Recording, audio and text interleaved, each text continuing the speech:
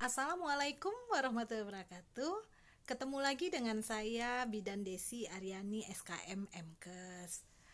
Jadi ini saya bacakan ya, ini saya baru sempat di sela-sela kesibukan saya dan saya baru sempat membalas satu persatu ya yang saya jawab dari pertanyaan. Ini saya baca ya. Bu Bidan, kenapa ya anak saya tiga-tiganya sering sakit-sakitan? Yang umur 3 tahun, yang SD, dan yang SMP kelas 2. Kalau sakit satu, sakit semua. Dan mereka sering sakit, apalagi pada saat musim hujan. Saya takut sekali kalau ini varian Omikron yang lagi banyak diperbincangkan ibu-ibu di warung. Dan saya mau tanya Bu Bidan, kenapa ya kok jadi anak saya sering sakit-sakitan dan satu rumah bisa sakit-sakitnya? Saya perhatikan tetangga-tetangga saya jarang sekali yang sakit. Tolong masukannya Bu Bidan, apa itu penyakit anak saya? Saya pusing sekali. Ini saya bacanya panjang sekali ya. Buat bunda yang bertanya, terima kasih banyak sudah bertanya. Dan maaf saya baru bisa membalas. Untuk bunda-bunda yang lain yang bertanya yang belum bisa saya balas satu persatu, saya usahakan jika saya ada waktu saya akan jawab satu persatu ya bunda-bunda. Jadi ini kan pertanyaan yang masuk ke WA klinik. Memang selama ini saya jawab satu-satu ya. Ini yang paling panjang yang pernah saya terima. Terima kasih ya Bunda atas pertanyaan panjangnya. Jadi bundanya yang ada di rumah enggak usah khawatir. Eh, Batuk pilek pada musim penghujan itu memang sering. Nah, saya menyarankan untuk bundanya menonton video saya tentang 1000 hari kehidupan. Nah, saya ulas kembali ya, Bunda. 1000 hari kehidupan itu adalah ketika bundanya dinyatakan hamil, 0 hamil, 1 hari hamil, sampai bundanya melahirkan berarti sekitar 280 hari. Dan dari umur dia lahir 1 hari sampai bayi itu berumur 2 tahun itu berarti sekitar 720 hari. Nah, ini kalau kita jumlahkan Bunda ya, ini sekitar 1000 hari. Nah, mengapa saya bilang 1000 hari ini penting dan bundanya harus tonton video saya tentang 1000 hari kehidupan agar anaknya sehat dan cerdas itu karena pembentukan otak bayi 80% sampai umur dari 0 dia hamil sampai umur 2 tahun. Nah, itu yang pertama. Terus yang kedua, bagaimana kita menjaga kesehatan mulai dia terjadi kehamilan tadi bundanya, baik anak pertama, kedua, dan ketiga. Ini berlaku pada semua anak ya bunda. Dijaga. Jadi ketika diketahui dia hamil, itu bundanya bisa beredukasi, konsultasi dengan bidan yang terdekat, puskesmas yang terdekat, bagaimana masalah kehamilan bundanya. Terus yang kedua, bundanya juga rajin memeriksakan kehamilannya, karena kehamilan yang dipersiapkan itu kehamilan yang baik bunda, karena jangan sampai dia terjadi stunting atau yang kami bilang nah kita pakai bahasa awam aja lah, pendek lah. Nah begitu. Jadi begini ya bunda, kalau dipersiapkan insya Allah untuk makanan yang baik pada ibu hamil nanti yang akan diberikan edukasinya oleh bidannya, baik itu bidan di puskesmas atau bidan di klinik, bundanya bisa tahu, oh seperti ini loh pola makan seorang ibu hamil, berbeda loh pola makan ibu hamil dengan ibu nggak hamil. Nah, terus kehamilan ini yang dipersiapkan ini tadi bukan hanya sebatas dari pola makannya saja, tapi hal-hal apa yang bundanya boleh lakukan pada saat hamil, hal-hal apa yang perlu bunda persiapkan pada saat nanti bayi ini setelah lahir, juga bahaya-bahaya apa yang akan muncul jika bunda melakukan atau timbul-timbul gejala-gejala yang tidak kita inginkan. Nah ini sepanjang hamil kan dipersiapkan bunda sehingga bayi ini nanti ketika dia lahir dia akan menjadi bayi yang sehat. Nah, ketika dia lahir pun kita tetap harus beredukasi dengan bidannya, atau tonton video saya yang menerangkan makanan yang baik pada ibu hamil, makanan yang baik pada bayi umur 0 sampai 6 bulan, yaitu ASI eksklusif. Berarti ibunya yang makanan yang baik pada ibu menyusui, karena anak sampai umur 0 sampai 6 bulan sebaiknya hanya diberi ASI eksklusif saja. Bagaimana ASI ini bisa berkualitas? Saya pernah membuatkan video tentang makanan yang baik buat ibu menyusui. Nah, setelah itu bundanya juga bisa menemui bidan terdekat, puskesmas terdekat, klinik terdekat atau rumah sakit terdekat untuk mendapatkan imunisasi. Saya pernah menerangkan juga di video-video sebelumnya tentang pentingnya imunisasi. Saya ulas sedikit ya Bunda, masalah penyakit TBC yang dapat dicegah dari vaksin BCG, masalah penyakit polio yang bisa dicegah dari tetes polio, masalah penyakit liver atau hati atau kerusakan hati yang bisa dicegah dari vaksin hepatitis. Nah, ini banyak sekali Bunda, sampai masalah penyakit campak. Dan saya juga pernah membahas mengapa sudah imunisasi campak tapi bayinya masih kena campak, Bu Desi. Ini tidak apa-apa Bunda, karena walaupun terkena dia tidak akan parah. Terus untuk stunting itu kita persiapkan di 1000 hari kehidupan ini agar dia pada saat sudah remaja atau sudah menjadi balita, remaja, dan seorang ibu atau seorang ayah atau di hari tuanya nanti tidak terkena penyakit-penyakit berbahaya. Minimal kita sudah menjaganya dari pada saat dia tua nanti tetap produktif ya. Kita bisa mencegah dia supaya nanti di hari tuanya tidak terkena penyakit darah tinggi, yang kami sebut hipertensi, diabetes atau penyakit kencing manis, penyakit jantung, dan yang lain-lainnya. Nah, jadi bundanya juga setelah dia 0 sampai 6 bulan diberikan ASI eksklusif dengan ibu yang dibimbing juga dengan edukasi tadi, makanan yang baik buat ibu menyusui. Nah, setelah itu kan nanti bayi ini berumur 6 bulan sampai 1 tahun, itu juga ada tonton video saya makanan yang baik pada umur 6 bulan sampai umur 1 tahun. Juga video saya yang berbicara tentang makanan yang baik pada umur 1 tahun sampai 2 tahun dan 2 tahun sampai 5 tahun. Juga makanan yang baik pada remaja dan juga makanan yang baik pada ibu hamil tadi. Nah, selain imunisasi, selain makanan yang kita persiapkan harus bagus, kita juga harus melihat pola makan hari-hariannya juga ya Bunda. Bagaimana dia makannya, apakah teratur 2 kali sehari, 3 kali sehari, apakah anak ini mau makan atau tidak, ataukah ASI kita kurang banyak airnya atau tidak. Nah, ini kan seperti siklus kehidupan Bunda. Jadi kita untuk mengharapkan anak yang jarang sakit pada usia yang anak Bunda 3 tadi ya, umur 3 tahun, terus SD dan SMP ya, kalau sakit satu sakit semua. Dan bundanya takut sekali ini Omikron, karena ini cuacanya hujan dan banyak diperbincangkan orang. Saya ulas kembali Bunda, masalah varian Omikron. Nah, jadi begini ya Bunda, untuk anak-anaknya tetap diberikan sayur dan buah untuk makan setiap hari. Ada lauk pauk seperti ikan-ikan segar, daging segar, ayam segar, dan ini bervariasi. Protein dari hewani boleh, protein dari nabati boleh, seperti tempe tahu. Nah, ini Bunda perhatikan pola makan mereka. Pada saat hujan, usahakan mereka jika cuaca hujan memakai jaket atau memakai payung pada saat hujan. siapkan kaos kakinya, kalau dia kedinginan malam selimutnya, minum air hangat. Nah, ini diperhatikan ya bunda-bunda.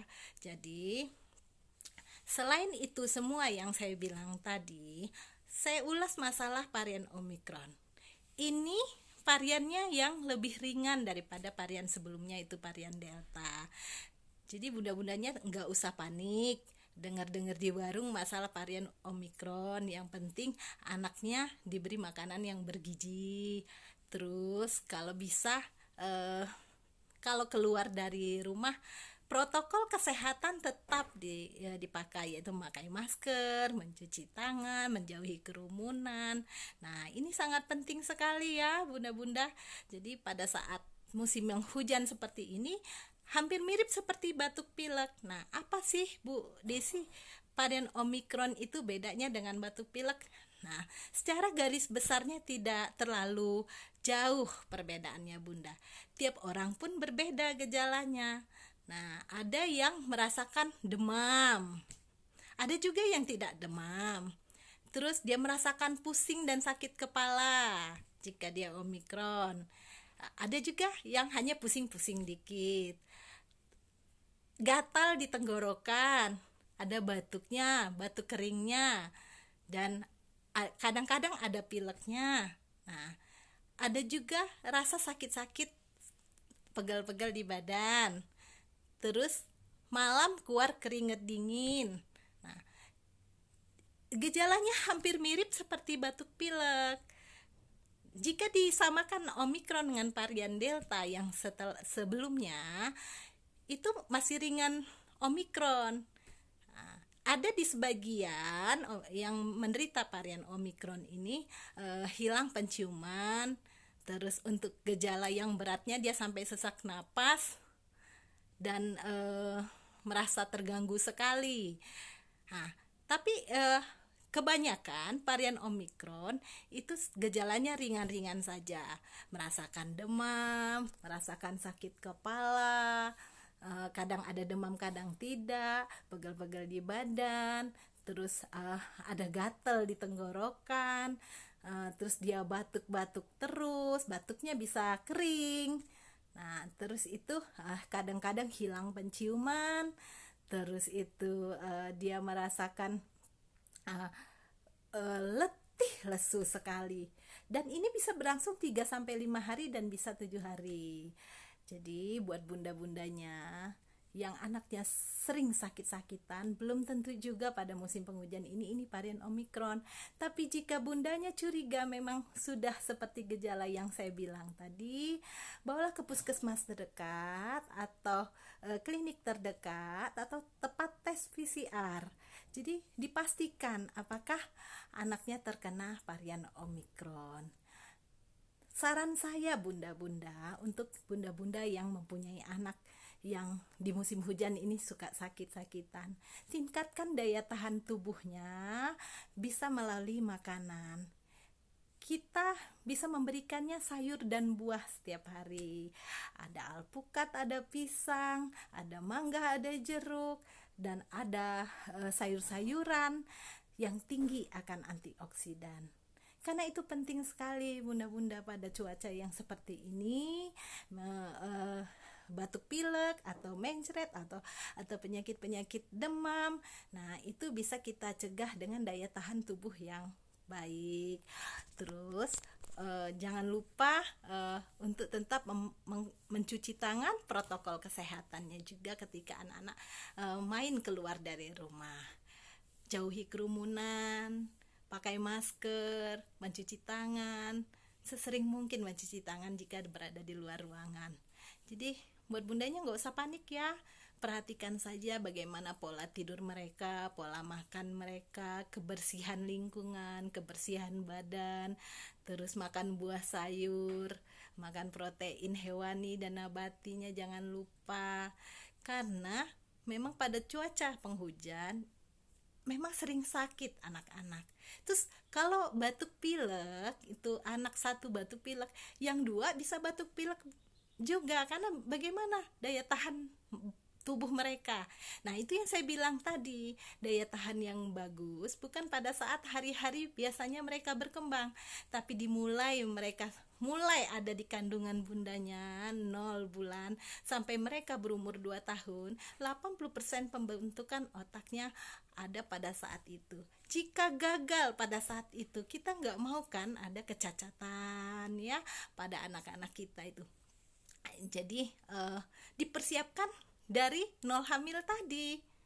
Bagaimana periksa hamilnya, bagaimana ketika dia sudah lahir pola makannya, bagaimana dengan imunisasinya. Ya, bunda-bunda. Jadi varian Omikron itu betul banyak yang terkena. Tapi bundanya juga harus tahu kalau Omikron ini lebih ringan dari gejala COVID varian Delta yang kemarin dan dari varian yang lain. Karena ada kelebihan varian Omikron nih, dia cepat sekali penyebarannya, dia cepat sekali menularkan. Nah, makanya saya lebih tekankan bunda-bundanya untuk selain menjaga daya tahan tubuh, protokol kesehatannya tadi pada anak-anak. Nah, untuk batuk pilek biasa itu kan hampir mirip nih bunda-bunda, demamnya, batuk pileknya, terus itu sakit-sakit badannya, meriangnya kan hampir mirip. Cuman bundanya bisa lihat kalau dia daya tahan tubuhnya bagus, terus itu tidak ke arah yang saya sebutkan ciri-ciri tadi, 9 ciri-ciri yang saya sebutkan tadi tidak ke arah sana, nggak perlu PCR, nggak perlu dites, dan mereka pulih kembali. Jaga kebersihan lingkungan dan kebersihan badannya, daya tahan tubuhnya ditingkatkan dengan pola makan yang baik, terus bundanya tetap memberikan sayur dan buah. Ajak olahraga anaknya, ya jalan-jalan santai di bawah sinar terik matahari. Kalau pas ada mataharinya pagi, boleh berjemur di sinar matahari pagi, aja jalan-jalan ke keliling-keliling gang aja lah, supaya mereka dapat olahraganya, dapat sinar mataharinya. Jadi pola makannya tetap dijaga. Jangan lupa bunda, kasih air hangat kalau musim penghujan begini. Ajak mereka biasakan mengkonsumsi minum air putih setiap hari. Nggak apa-apa kalau musim penghujan boleh air putih hangat. Terus sayur buah yang saya selalu tekankan, sayur buah untuk antioksidan dan daya tahan tubuh. Jangan lupa juga bundanya memberikan protein tadi yang saya bilang, tahu tempe, ikan-ikan segar, buah, telur, terus daging dan ayam. Dan ini bisa bervariasi bunda. Jadi setelah kita sudah menjaga kesehatan baik tubuhnya, kita juga menjaga kesehatan badannya. Kadang-kadang anak-anak ini sulit sekali mandi kalau musim penghujan. Disiapkan air hangat supaya mereka mandi 2 kali sehari. Jangan lupa menggosok giginya, mencuci tangan ketika mau tidur ya bunda-bunda. Ketika mereka pulang dicuci tangannya dan diganti pakaiannya. Jangan dipakai pakaian yang dari luar, karena kita menjaga protokol kesehatan ya bunda-bunda. Jadi setelah bundanya sudah menjaga daya tahan tubuh anak tadi dengan makanan dan menjaga kebersihan tubuh, jangan lupa juga kebersihan lingkungan bunda, karena ini musim penghujan. Jadi di pekarangan kita jangan ada kaleng-kaleng yang berisi air, nanti ada jentik-jentik nyamuk pas bunga yang tidak terpakai ya. Ya nggak perlu dikubur aja tuh kaleng-kalengnya ya. Jadi jangan ada air yang menggenang. Jadi buat bundanya tetap anjurkan anaknya protokol kesehatan, makanan yang baik. Terus lagi kalau keluar dari rumah cepat ganti pakaiannya, cuci kaki tangannya dengan air sabun. Nah, insya Allah kalau bundanya sudah menjaga kesehatan badan dan lingkungan, juga pola makannya, anaknya jarang sakit ya bunda. Jangan dikasih jajan terus anaknya bunda, tapi diajarkan untuk makan buah dan sayur dan makan nasi. Jangan jajan melulu, akhirnya nggak makan. Ada itu saya ketemu juga bundanya yang bertanya, bunda anak saya nggak mau makan, maunya cuma jajan. Nah ini juga salah. Nanti boleh beredukasi ke bidan yang terdekat, bagaimana cara makan yang baik buat anak-anak yang sulit makan ya. Bagaimana supaya anak itu mau makan juga bagaimana. Nah, jadi pada video ini saya panjang sekali menerangkannya karena pertanyaan bundanya tadi panjang sekali juga. Paling panjang yang pernah saya terima pertanyaan bundanya ini. Terima kasih bunda yang sudah bertanya. Saya akhiri. Wassalamualaikum warahmatullahi wabarakatuh. Salam sehat dan tetap semangat.